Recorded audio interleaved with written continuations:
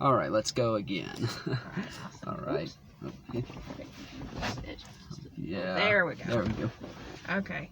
All right, so we just got back from watching Spiral, which is, I think, the 9th installment in the Saw series, which is funny because now Saw has as many movies as Fast and Furious because they just came out with their 9th. Yeah. Yeah. So yeah, this was definitely one of the more sophisticated of the Saw movies. Yeah, as sophisticated as I think a movie about booby traps that rip you apart can probably be. Absolutely. For what the series has become up to this point, it definitely introduced a lot more sophistication. It's definitely more okay. I think let me go ahead and just explain like a brief summary on what this basically is. This is almost Spoiler alert. This is almost like a David Fincher-esque version of a Saw film, in that it's very detective story heavy. It's very much in like Seven and Zodiac and that kind of story, in that it's all about basically the copycat killer. It's a copycat killer of Jigsaw, a Jigsaw copycat killer who is targeting a corrupt police force, which in this age, honestly, it's very timely. I felt there was a lot of stuff in this I felt was very timely, and I feel like there is a statement in this. It's very Saw 6. It's very Saw 6, but it gets its message across much better than Saw 6 did. Absolutely. Like, I'd say, like, for this series, this kind of feels natural. Yes. The plot, the theme they decided to go with felt very natural for this series, because the series has kind of tapped into this. Before, with corrupt cops or Jigsaw actually targeting cops, because you had Eric Matthews in the second Saw movie who was a corrupt cop. Then you had, Mark Hoffman who, well, hello. It's Jigsaw. It's a movie trap. Oh no. What did you do? Me? What did you do? But then there was Mark Hoffman, who I guess was corrupt in the sense that he used Jigsaw as a means to kill someone else, but he became his apprentice eventually. But point being that this has been a theme within the Saw franchise for a while. I think even in the last movie, Jigsaw, the final victim was a corrupt cop, Detective Halloran, because he did a lot of dirty deals and stuff like that. Yeah, and the Jigsaw from 2017 was one that was very police oriented. It was on that one, and that was one of the ones that, and that's one of the things I can say about this movie. This movie is kind of what I wanted 2017's Jigsaw to be. Yeah. In that it focuses very much on the police force side of it and the investigative side of it, but does it in a way that didn't feel as just boring. Like that was because Jigsaw was very formulaic. It felt a lot like Jigsaw, or it felt a lot like Saw 5, where they had, the 5 people lined up. They've all done some really wicked shit in their past, and they're all supposed to work together to get out of these traps, each one which is supposed to be tailored for a different person. Yeah. And Jigsaw was... It was one that also, I feel like, also, the way it, like, they advertised that, and when you saw the trailer for that, it almost felt like they were trying to do a humor element that was not anywhere in that film. Yeah, when you actually saw it. Well, this one is very funny. Absolutely. I mean, it's got... Chris Rock plays the lead in it, and he injects that in... And I felt like having Chris Rock and Samuel L. Jackson in a Saw movie was probably the best thing the series could have done. Yes. And the reason that is because one of the reasons what has just completely turned me off this franchise, even though I've continued to watch it, exactly, is that it's so humorless and nihilistic. And usually and a lot of the acting in most of the films, they're either overacting or underacting, and usually most of the characters only have about total 3 moods. They're super stoic. Actually, you know what? No, two moods. They're either super stoic and serious, or they're just screaming their heads off half the time and panicking all the time. Yeah. Which I understand for a torture series, yeah, they're going to have that. But if you only have those two types of personalities, You don't get attached. It doesn't bring much to the series. And this one had a lot of character. I actually ended up caring I liked a lot of about the people. It does. It's definitely the most story driven. Absolutely. Since I would say even more so than the first one, to a degree. Definitely. And it's just, you feel so, because the characters feel so much emotion, you feel so much emotion for what they're going through. Like when that last scene, again, spoiler alert, the last scene when the rookie Shanks set up the trap to where once the police force cut through the door and set off the tripwire, Samuel L. Jackson's character, who's Chris Rock's dad, he's made to lift up this gun because he's being held by a puppet string to aim at the officers, and then they just shoot him down. Yeah. That was... Again, leaving Chris Rock to watch this all go down. And that was the perfect way to punctuate the topicalness of it. And also, just having the Saw theme playing there. Yeah. Like, I thought, initially when it started playing, when Shanks told Banks, I wonder if that was intentional, that he had to, shoot the target to freeze that. I thought, okay, this isn't gonna... They're putting the theme song in here. It might not build up too much. I was very much surprised. Yeah. It built up to a very insane and tragic and poignant ending. Yeah. Yeah, this is definitely the first Saw film I've really liked since the second one. Definitely. And which is probably my favorite. The second one is. And another thing I wanted to talk about with this movie is that, the Saw series is very trap-driven, and it seems like each movie after one was trying to outdo the last one by how many traps they can put into movie and how creative we can get with them.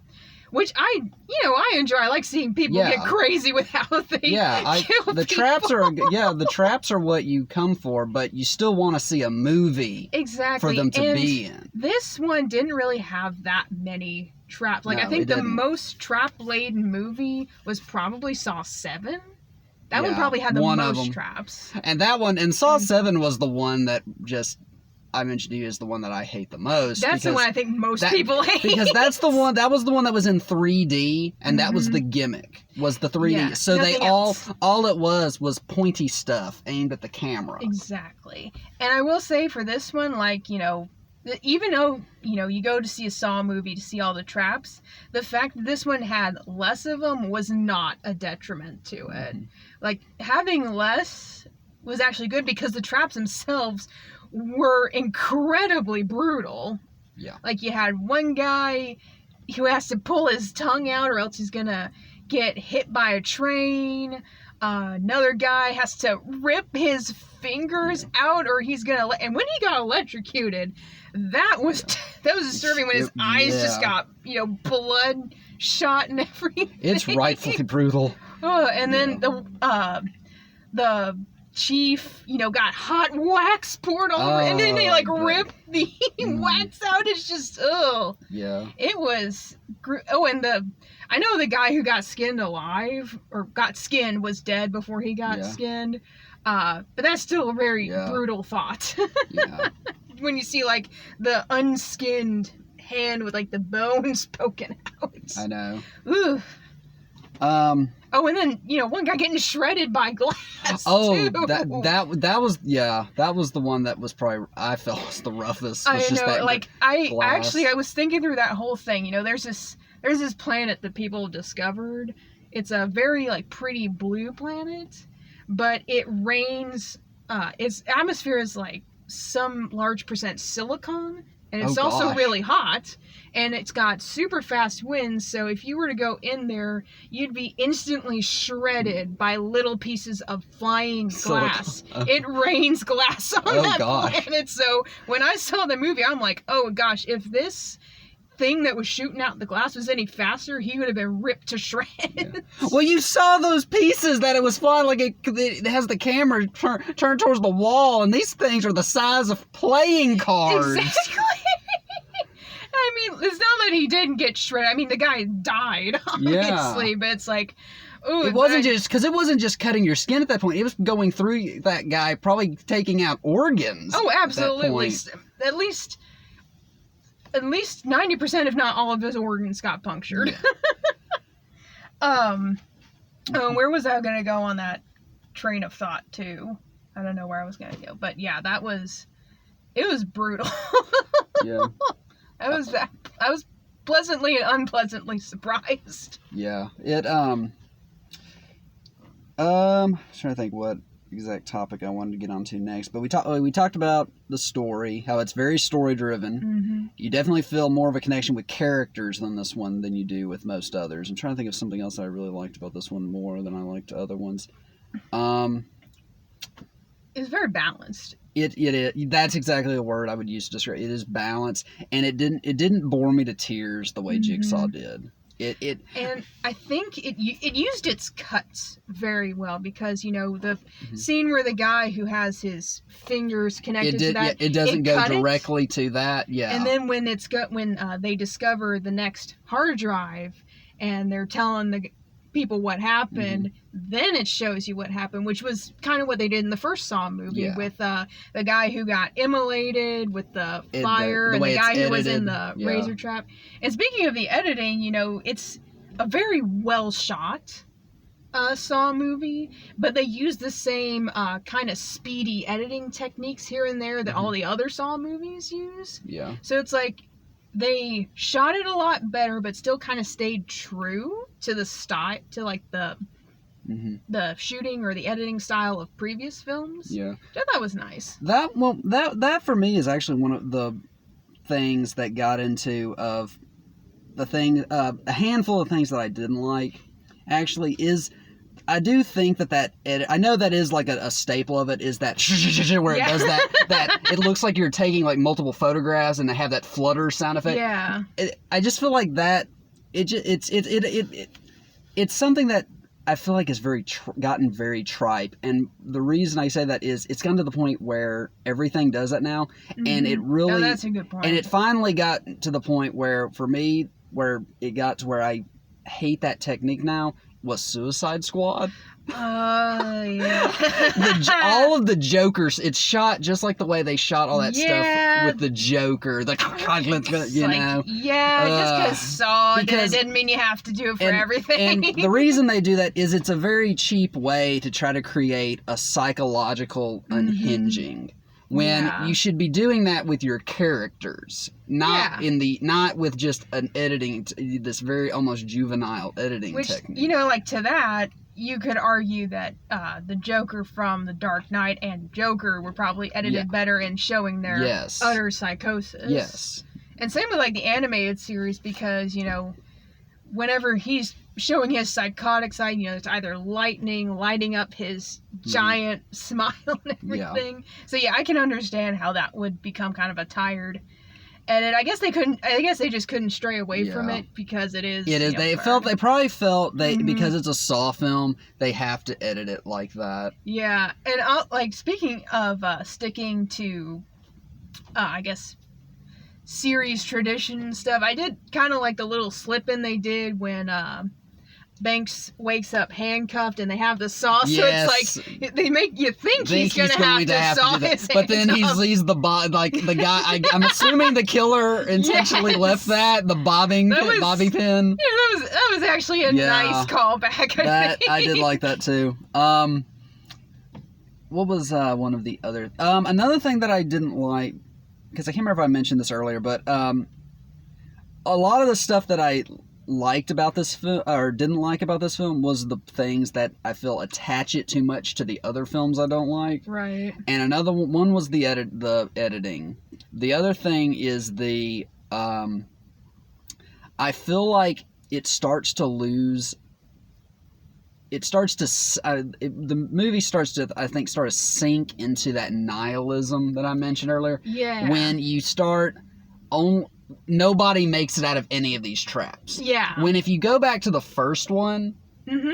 you had that one. There were people who got out of some of them. Exactly. Like Not a lot of them, but some of them. Amanda got out, and at least 2 people got out of the first film. I think 2 people made it out of the second one. Oh, a bunch of them. The little boy did. Yeah, the little boy did. Amanda did, but that's because she was part of the whole thing. Let's see. 3, no one made it out. No one made it out in 4 except Hoffman, but again, he was an apprentice. Yeah, I think 1, 2, 3. I think 3 people made it out. No, like 6 people made it out of 6. But 2 of them were just there to be there, or 3 of them were there to be there, and the other 3 were part of the trap. And see here, Saw 5. 2 actually made it out of Saw 5. They were just like hanging on by a thread by the end. And then Saw 7, yet no one made it out of Saw because obviously. Yeah. And then Jigsaw. Nobody made it out of 7, and that's what, or it's even 6. The one with the bank. What was it? The banker guy. The healthcare guy. Yeah, the healthcare guy. Nobody made it out. No, and you do good remembering all that better than me because I don't remember. Well, I also, I watched Dead Meat's little thing before I came to see this, where he goes through the kill count for every movie in the series. Because 6 was the one where nobody, the only person who made it out was that old lady, and she only got it because the other guy died. It was the old lady and then 2 people in the carousel trap. Carousel one thing, yeah. Because everyone else got a shotgun through the chest. Shot. He spared only a couple of them. And then he didn't even make it out either. No. At least, I think Jeff would have made it out if he hadn't been so aggressive towards Strom, and then Strom had to shoot him. Yeah. And then, let's see, who else? Yeah, so only a few people made it out last. Yeah. I guess, Bobby Hagen technically made it out because he wasn't killed by the end. His wife was killed for some reason, which I hate about that movie too. Yeah. Oh yeah, another thing about this movie I think was interesting was how they changed the motif of the pig imagery.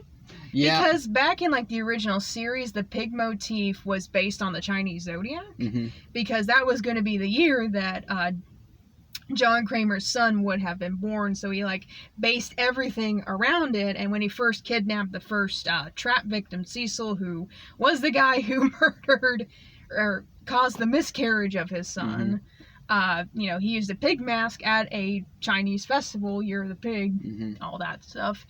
But now in this movie, it sticks with the theme that the cops. Dirty cops. Because, the doll is no longer Billy the puppet. No, it's now a pig in a cop outfit. Which also would have been a good mascot to use in 6, the greedy capitalist pigs. Exactly. So yeah, it's it's a bit on the nose, but before this series it works. Yeah. Because, you're used to it at this point that, it's understandable, I guess. Yeah. It makes more sense that would be the motive for a Saw film. Yeah. I'm trying to think. But yeah, overall, I did really I liked it more than I thought it was, because I know this one is getting really, well, I can't really say it's getting really mixed reviews, but then again, didn't all of the Saw films, even the good ones, get mixed reviews? Critically panned. I think the entire series. I think the highest rated one on Rotten Tomatoes, I think, is a 50. Oh yeah, and that's the first one. Yeah. So even the first one was critically panned. So it's one of those films. You either love or hate the series for various reasons. You either stick with it just to see where this insanity train is going to go, or to see how creative they can get with the kills, or you hate it for all those reasons. Yeah, and I give it that. I stand back. I'm going to stand back and let something be what it is. If it's going to be a torture film, a horror film, it has to have redeeming qualities. This movie, I think, has redeeming qualities. Absolutely. Compared to the rest of the series, where this would rank, this would actually kind of rank a bit above 1 for me. And 1's at the top of my list. Yeah, I would say this is my third. Like, well, it's my least favorite of the ones I like, but the thing is, I don't like a lot of them. That's true. So, I'd say my least favorite would probably be 3, just because of Jeff. Because he is the most frustrating protagonist in the entire series. Yeah, for me, it was a series that has a lot of frustrating protagonists. For me, it was definitely 7, the 3D one, just 7, because 7 is right. Like, it's above 3, but it's still at the bottom. 7, for me. 7 not only was one that's based entirely on a gimmick that you can't even watch anymore if you buy a DVD of it because it was a 3D thing, but it's not even well written, even for a Saw film. Yeah, it felt like it was written by like teenagers. It felt like it was written by the guy who directed Wicker Man. Yeah. The Nicolas Cage Wicker Man. Because it was like ones that were just like petty. Like it opens with Jigsaw killing a group of racists just because they're racist. Like this, like Jigsaw was just bored by this point. I mean, racists are bad, but he didn't go after racists. He had a point to the people. I know. It's like I mean, again, it does like kind of fit into his motif, but at the same time, it seems like he was, killing people just to kill people in that movie. Like it, and I know this was like mostly Mark Hoffman too doing this because he was his apprentice at that point in the movie, but it seemed needlessly cruel, and that's saying something for a Saw movie, which is already a cruel series. And I mean, it's not like, Jigsaw's philosophy wasn't already fucked to begin with, because in the first movie he killed someone for being depressed and suicidal. Yeah. That's really fucked up. Yeah. So it's like, I don't know, but it felt senseless, I guess, because, I mean, no harm was really being caused by these people outside of, lying that they were in a trap. I mean, it's more like Jigsaw took it personally. Yeah.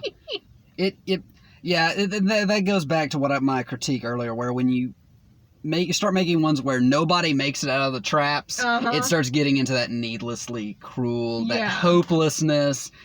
Even in a Saw film, I think there needs to be a sense of some kind of hope, because by the time you get to the last guy, you're like, nobody has made it out of these traps yet. This guy's probably not going to make it. Exactly. And then you'd be surprised if he did, which would work. But when he doesn't, it's the worst possible outcome as a viewer. Exactly. And I mean, that's why, Saws 1, 2, and I'm going to say this one, were definitely the more gratifying films, just because people do make it out. Yeah. And, again, that's what frustrates me so much about number 3, is because, the guy just let people die. Yeah. He didn't do shit even the guy he saved. Wasn't that the one where he saves the judge? Yeah, but then the judge gets shot in the freaking head. The judge stands in front of the shotgun and gets his head blown off. That was so frustrating. 3. That's why it's at the bottom of my list, like even below 7, just because, at least Bobby Dagan in number 7 tried to help people as best he could, and that when Jeff did jack shit to help anyone. Yeah. I think we've gotten all of it, but let me just summarize. I think we've actually focused a lot on the other Saw movies too. Basically, it has a lot of it has plenty of things I don't like. Like I said, the typical things I don't like about Saw films, but it also has plenty of the things from the ones I like. It does sink into that, like I said, the sort of the flashbacks I also feel were a little bit too NCIS-y. In addition to the one last thing I actually wanted to say, one thing that I thought could have been completely cut was Banks's relationship, divorce with his wife. That added nothing. You're right. It showed up there at the beginning, and she never showed back up in the movie. And it was never even mentioned again. Yeah, that left a little bit to be desired. I'm just gonna start back again on. It sinks into that sort of the hopelessness at times. The editing choices, the flashbacks I didn't care much for. But I did really and I also kind of figured out who was going to be the killer. I did too. It seems like what I've learned with Saw films is that if you don't see a body, if you don't see them die, and they were supposedly in a trap, they're still alive. And they're probably the killer. Yeah. Because they know it happened with Amanda. She survived. She went on to be an apprentice. Gordon survived. He went on to be an apprentice. Mm-hmm. Mark Hoffman, you didn't see him die during that scene, and he came back as the apprentice. Yeah. Those were the things I didn't like about it, but I think it makes up for it in that it is very character driven. It's it has much more story than other Saw films do. It's definitely a better detective story than that piece of crap I saw on The Little Things with Denzel Washington. Did you see that? I didn't see that. My was it God. Bad? So boring. Oh. It is like it's like Gone Girl if Gone Girl didn't give a crap. If it was made by someone who was half asleep. You can do with a police procedural movie. It's like with that stuff there's so much out there. You have to do everything you can to make it interesting. Or else, because if you don't care about it, who's going to care about the case these characters are trying to solve? Like, it was just, it was like someone, it felt like it was like a David Fincher movie made on somebody on, like, Quaaludes. Like, it was so dull. Just dull. Nothing interesting happens in it. And, like, it tries to pull off the twist ending that it just doesn't work because I wasn't invested in any of it by the end of it. It's just, but yeah, it's a better detective story than that was. Yeah, sounds like it. It overall, I give this one, like, if I was, it's not like one of my ones I just downright loved, but it's, I liked it. I'd give it a 3 out of 4. Yeah. And yeah, I thought everything you said I pretty much agree with.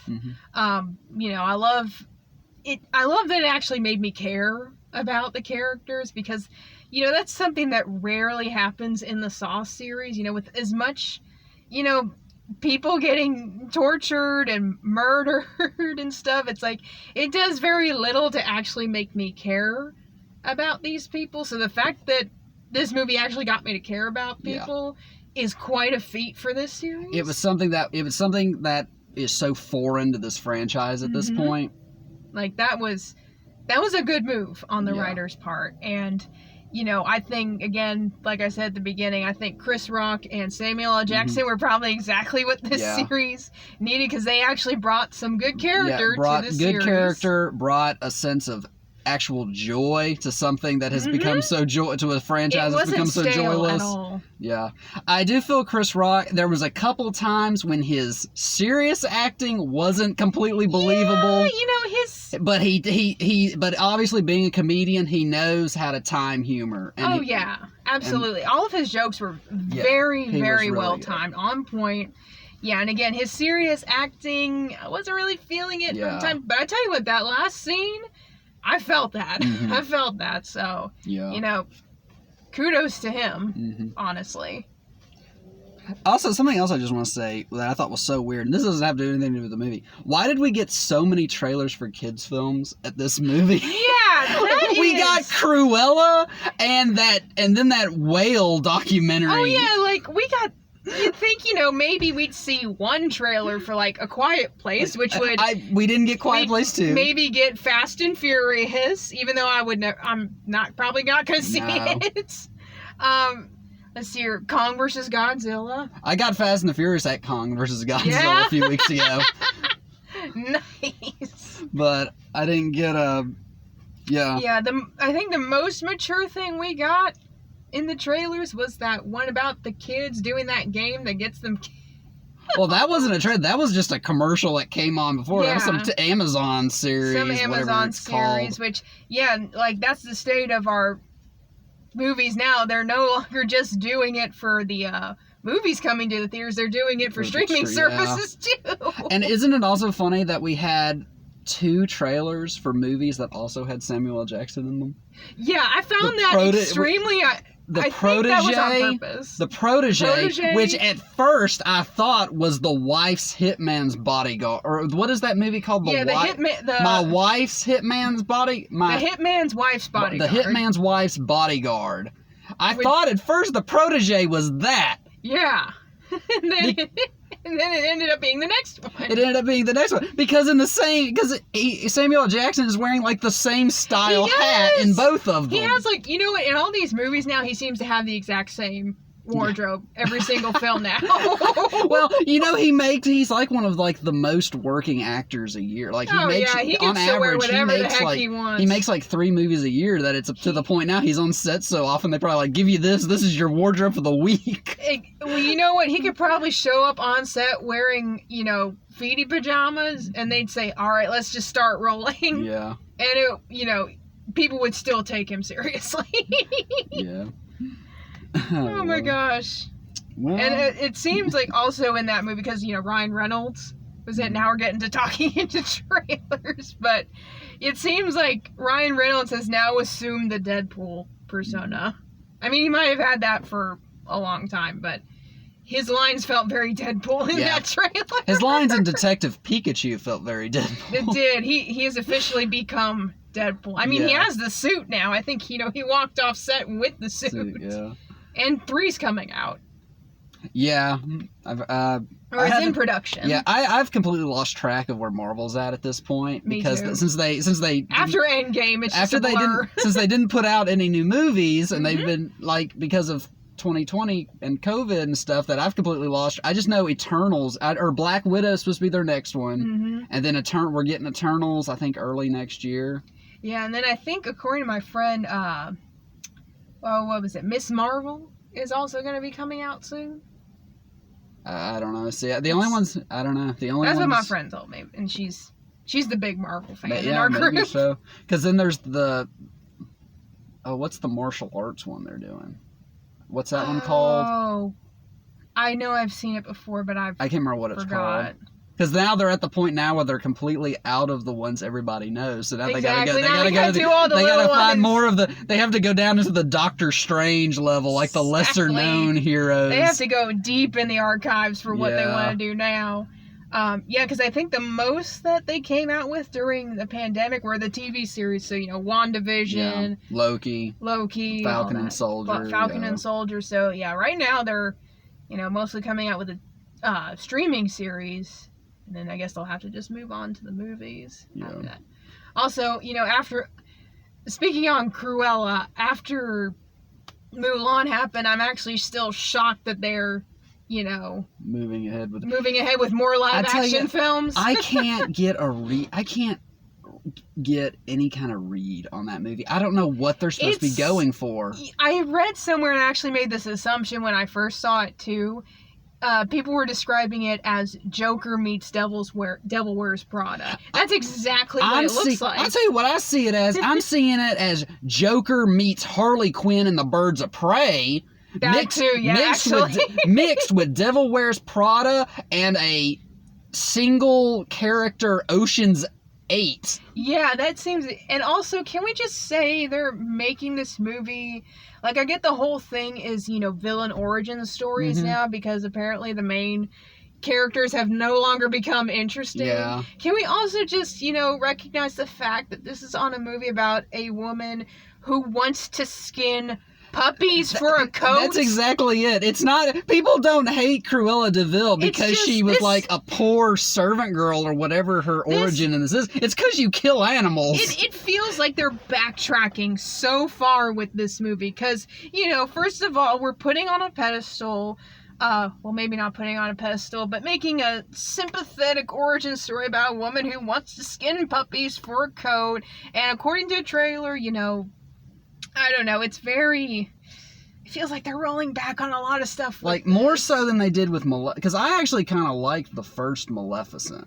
Yeah, I think, you know, that one was actually, I didn't like the ending. I hated the ending. Yeah, it is kind of one that's just, oh, you've been lied to. Yeah. Like, it does just kind of say that, like, oh, you've been lied to, or you haven't been told the whole story. This is one that just feels like, I don't know, I can't figure out. They're trying to sympathize with an actual shitty person. Yeah, it feels almost directionless. And I that's my biggest...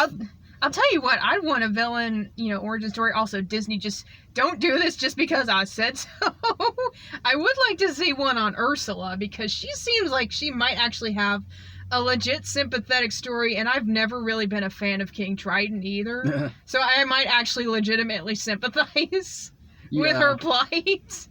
It looks... All she wanted to do was rule the seas. Yeah, it looks something about like Aquaman. Yeah. Kind of like the different, at the end of Aquaman when all these different crab, the clans, like the crab people, the shrimp people, or whatever they were. The octopus people. Yeah, you're gonna have the octopus people, which were Ursula's it would from. so absolutely be Aquaman-esque, and I wouldn't want that. I'll tell you what I do want, though, because I heard a while back Guillermo del Toro wanted to do his own Haunted Mansion movie. I'd want to see that. Oh, yeah. So bad. Yeah, but then they cut production to it because they're like, oh, it's gonna be too scary. Yeah. It's the fucking Haunted Mansion. It should be scary. I know, no, because they did it before as an Eddie Murphy comedy, and that was such a shit movie. I don't know what they were trying to go for with that. They went. I felt like the Haunted Mansion could have taken more of an Alice in Wonderland route, where it's more, you see the thing, you experience it, you move on to the next thing, and then you finally escape. Yeah. Like, yeah, it would have probably been a little bit... It's kind of like a vacation movie. Like, how the National Lampoon Vacation thing, it's like, it's a road trip style movie. I feel like you could do that with a Haunted Mansion movie and still make it interesting without making it hokey. But, we'll probably never get... We'll never see what it is, and we probably should be careful what we wish for, too. Because, I don't know, I'm still trying to get over the whole Mulan thing and how they can live with themselves for making the choices they did. I didn't even see it. Just, the fact... Well, first of all, it's a very emotionless movie. I'd heard that. They sucked all the character out of it. Then they completely removed her, her journey to becoming this strong woman amongst all these men because, she starts off, she's never been part of training or war in her life, and she has to build herself up and prove herself for it. In this movie, she's got chi, which gives her special powers. They already makes her a superhero. Yeah, they made it basically like a wuxia film. Yeah, and then, something like Crouching Tiger, Hidden Dragon. But yeah, and then I know they took out Mushu. I wouldn't have been as mad if they. Finding out that they took out Mushu, but then they replaced it with this shitty paper-looking phenix that, didn't really serve any purpose and is not a part of Chinese mythology at all. Yeah, because that's all I heard about, because I never, like I said, I didn't see it, but all I'd heard about is all the stuff they took out. They took out the songs. They took out Mushu. They took out, like you said, they took out the love story because they thought a love story between a soldier and the commanding officer would be too inappropriate in 2020. It was all to, get in with the Chinese market, too. Yeah. And I think the worst offense, too, was that they filmed a lot of their shots next to concentration camps in China, which is like... And then they thanked them all in the credits, all these official, these Chinese government groups who allowed them to do that. And I'm just like, how can you live with yourself? It's just, that's truly terrible. Yep. I cannot. Committing yourself to make a film and then thanking people responsible for human rights violations. Exactly. It's like, Disney, you've done some low stuff before. This is the lowest. Y'all somehow went even lower than blackface Mickey Mouse. Exactly. y'all hit the bottom of the barrel and started digging. And I'm saying this as like a big time Disney fan. I hate what they did. It's like, it's gonna be hard. Like, I'll still, see their stuff. Like, I still saw Soul, which I know is Pixar, and that's Disney. I still like Soul. that film. I did like Soul. And I Pixar is Yeah. what's holding Disney up in its integrity right now, because it's the only studio besides Marvel under Disney's control that is actually making really good, genuine product. Yeah. Well, I think we are out of time and stuff to discuss. And we went off on a tangent. We did. What movie did we see again? What was it? Fast and Furious 9? No, it's that whatever that thing over there. What's that say? Love Someday or something, like something I'd never even heard of. It's like the only one over there I'd never even heard of. Let me see. It's the one on the very end. I don't know. It's like some kind of like romance film. It looks like next to the Wrath of Man poster. I'm trying to... It's like Someday Love, or like I'm like, what is that? I never. Oh, my eyesight must be shit. I can't see it. It's in cursive and it's on like a white backdrop. Anyways, like it sucks. Like I'm like I was just walking in and saw. I'm like I don't even know what that is. I never even heard of that. It's the only one I'd never even heard of. Oh my god! It looks like a Nicholas. It looks like an indie Nicholas Sparks movie. That's what it looks like. I don't know. I have no like. I don't know. It might be one of the best movies of the year. I don't know, but I just. We'll find out at the Oscars. That's for sure. If they ever recover. Yeah, I know they may not have them next year. They're not having the Golden Globes. You heard about that? Oh, I did not hear about that. But now that I'm hearing out about it, it makes sense. We didn't we honestly didn't need them. You know, anyways. They're unnecessary. After giving the Globe to Emily in Paris, shame on you. Wait, what? Didn't they give the Golden Globe to Emily in Paris as opposed to a bunch of other great shows at the Golden Globes? Oh, I don't know. I don't even pay attention to the Golden Globes. I think they did, and there were so many other deeper, better shows, and they ended up giving the award to Emily in Paris, which is a shitty show that's full of stereotypes and stuff like didn't that. They and also, fake wokeness. Didn't they also give? What was the one that everybody got pissed at? Something I can't remember. I just remember hearing, but I barely even pay attention to them even in movies. I definitely don't pay attention to television because I barely watch television. Yeah. But even all I do is look at the winners at the day after, and because it helps me predict what's probably going to go to the Oscars. Yeah, That's the only reason I even pay any attention to the Golden Globes. Is it's kind of. Up to this point, I had barely paid any attention to the Oscars until Parasite won last year, which was obviously really big, and it was a so good movie. Yeah. And I'm really glad that I'm glad that a lot of indie and foreign films are actually now getting recognition. I just now it's just that now the Oscars are going to be considered obsolete because obviously. They're rigged and they don't know how to do shit anymore. Yeah. They're rigged. They're rigged. They don't know how to do shit, and they also can't figure out how to run their show because they. I was trying to think of something clever to say, but it's obvious that they don't know how to organize their awards when they're predicting somebody to win. Because that's obviously what happened this past year. They obviously thought they thought they were fixing to give an Oscar to Chadwick Boseman, and they did the audience and Chadwick dirty with that move. that was so wrong. They had so many levels. It was I'll tell you what it was. It was a failure to communicate between the people who picked the awards and the people who put the show together. Oh gosh, but it felt, they made a big mistake because if that was a miscommunication, they just fucked so much shit up. Yeah, they really. Because, they had us in the first half, I'm not gonna lie. We thought, the whole audience thought, Chadwick's up there. They're He's saving nominated. Chadwick for, they were going to save Chadwick for last. Grand reveal about Chadwick, and then they end up giving it to Anthony Hopkins. Who wasn't even there. Hasn't he already won a bunch of Oscars? He won an Oscar for, Silence of the Lambs. Yeah. I don't know if he's got another one somewhere along the line. But it's like he's had his. Give Chadwick. He's had his, and he played an old man. It's like, we know Anthony Hopkins can play an old man at this point. I know. It's just, that was. I don't know. I feel like, I tend to like get annoyed when the internet gets angry at stuff. Mhm. I felt like the internet didn't get angry enough for that. I know. I felt I saw on Twitter people got more pissed back when Green Book won. Like I didn't think than they did at this. I didn't think Green Book needed to win. I don't think it's the worst thing ever. Like they were making it out it's to like, be.